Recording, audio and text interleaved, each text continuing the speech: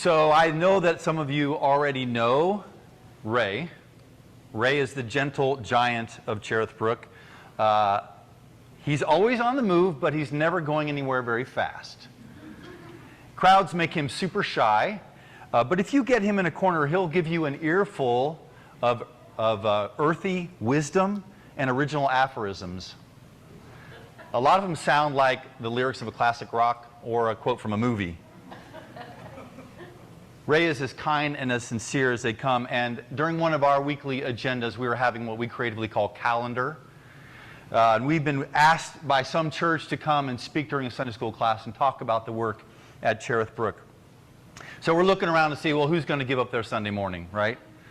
And Ray pipes up and he says, you know, 5 years ago, if I'd told you I'd never be going to church this much, I'd be saying, hell no, I'm not going there. But I'll go. I'm getting good at it. So he's got me curious, and I ask him, it sounds like you had a bad experience at church. What happened? No. I'd never been to church before I lived here at Cherith Brook. I just knew somebody like me didn't belong in church. I knew someone like me didn't belong in church.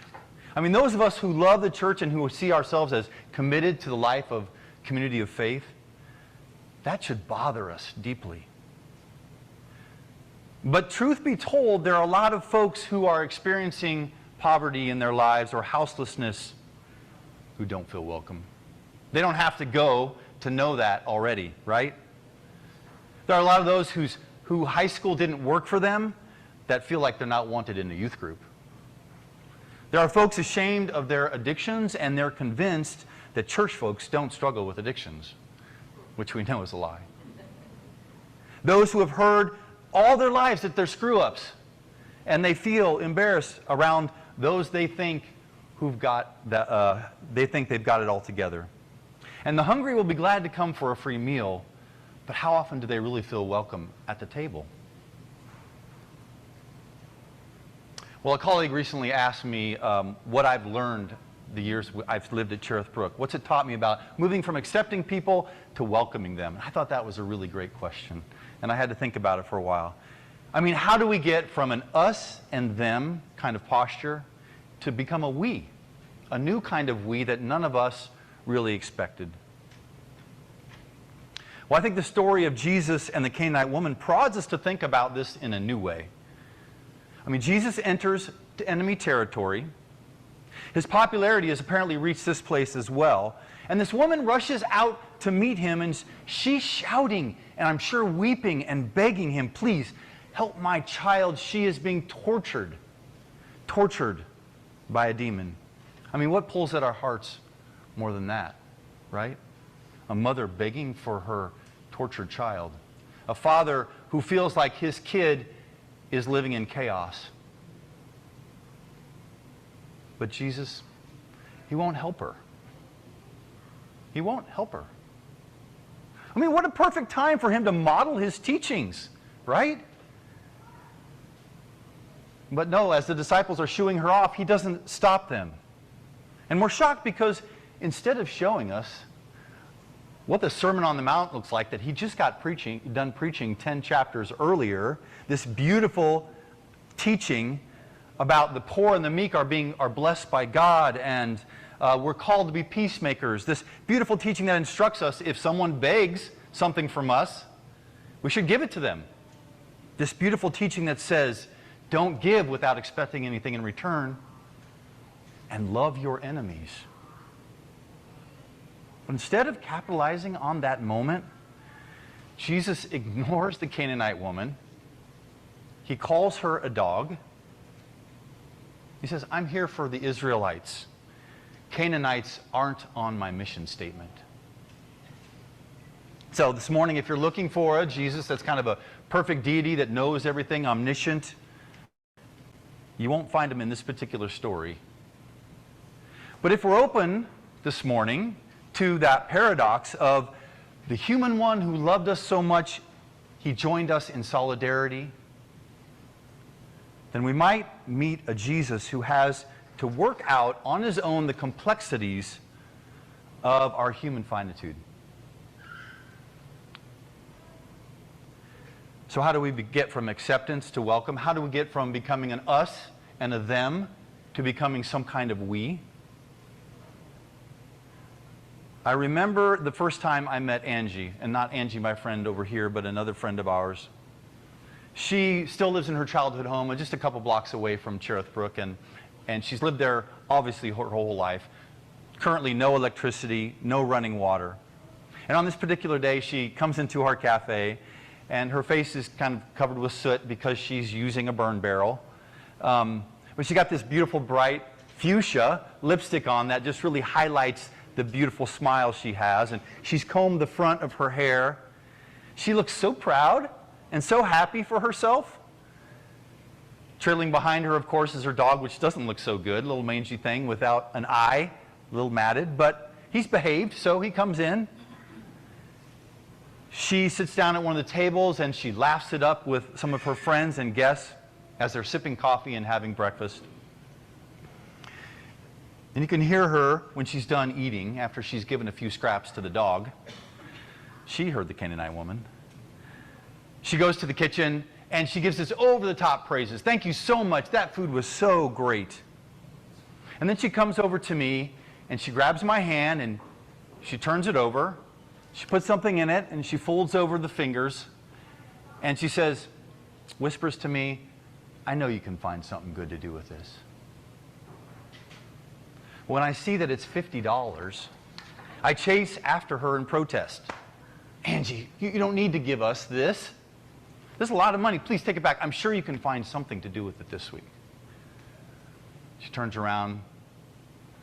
Eric, I don't need this. I don't need to give this to you. I want to give this to you. God told me to give this to you. Okay. Eric, get over yourself. Right? Why don't you accept Angie's generosity as legitimate? Do you think that giving generously is only for the comfortable and the wealthy? Do you think she should be more responsible or use this for her personal needs? Maybe she can get electricity turned on. Do you suppose God would only call the well-to-do to give and enjoy it? So get over yourself, Eric. Angie knows what you don't. She's part of the church. She's part of the we of Cherith Brook. And the Angies of this world, they're telling us to take them seriously, to expect them to be a part of us. Like the Canaanite woman, they're claiming their place in the group, expecting sometimes to be heard and demanding at other times. And when we learn to receive their presence, their participation, their gifts, their contributions as equal, then we're getting a little bit closer to we. So when Jesus says to the Canaanite woman, great is your faith. Some commentators think, well, look, he was omniscient, right? He knew all this. He was giving her a chance. He was just testing her to prove that, to show that she could recognize him as Messiah. But she had already greeted him as the son of David, a.k.a. Messiah, right? She already knows it. It's Jesus, I think, who is learning that he is the Messiah. And how to be Messiah. She's giving him a way to look at the world that's beyond his own narrow sense of mission.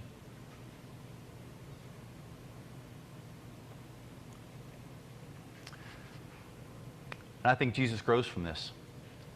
The episode that happens next in this gospel is Jesus is surrounded by a large crowd, and they've come to him for healing. And we're told that he's drawn with compassion because they're hungry. And this time, instead of letting the disciples shoo them away, he stops them. Instead of calling down manna from heaven, however, he says, let's figure out a way to feed them. Let's ask them what they have. And then 7 loaves of bread and a few fish later, 4,000 stomachs are satisfied. I recall a visit I made once to a campsite. I knew a friend who was living there, and I hadn't seen him for a while, and I just want to check on him, see how he's doing, if he's okay. He lived behind the super flea-off Shoto traffic way right down there near the railroad tracks. So as I approach the camp, I see that it's grown a little bit. There are a few more tents there. There's a new community there almost, like a little village. And I holler out, is anyone home? It's Eric from the shower house. I'm looking for my friend Freddie. I see Freddie pop his head out of the tent. And I go over and we catch up a little bit, and I'm relieved to know that he's doing okay. And he turns to me and says, "You hungry?" And before I could answer him, he marches off to the center of the camp. And there are a bunch of guys sitting around on logs and 5-gallon buckets and old lawn chairs. And they're in a circle around this grill, and the smoke is coming up and the aroma from dinner. And he introduced me. "This is Eric from the shower house." "Hey, I've heard of that place. I can never get up early enough to get there from here." "Oh, sorry about that." "Smells great. What you cooking?" "Pork chops. Would you like some?"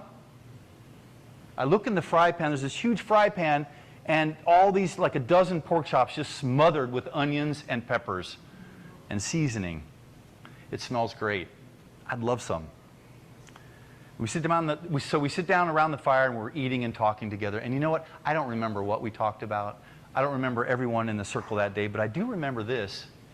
I remember that they didn't treat me special. And I remember that they didn't treat me with suspicion. They just treated me as a part of the group. They just treated me as if I were part of the we. In a world of charity, we seem to think that we have to make these distinctions, right? Guest, host, visitor, volunteer, who's giving and who's the receiving person. But in community, our desire is to break those down so that we aim for some kind of mutuality. And so this week I invite you, next week, this month, this summer, go somewhere and be a guest for a while. Go somewhere where you're uncomfortable. Maybe you're a minority in the group in some way or another. Take a bus. Sit in the public library for a couple of hours. Eat lunch at Washington Park. Go to a soup kitchen. Come to Cherith Brook and don't offer to volunteer. Stand in line and come in for breakfast and have a seat and a cup of coffee. Put aside your privilege for a moment. Put aside your ideas and your opinions and listen in a new way. Experience the vulnerability of not being in charge of something. And receive what is offered to you as God's gift to you through this person or that. Friends, Jesus stumbles, but the faith of the Canaanite woman teaches him what kinship can look like in God's world. Angie came back to Cherith Brook this week. I hadn't seen her for a while. She's bringing with her Awesome, her grandchild, her granddaughter, and Buddy, her grandson.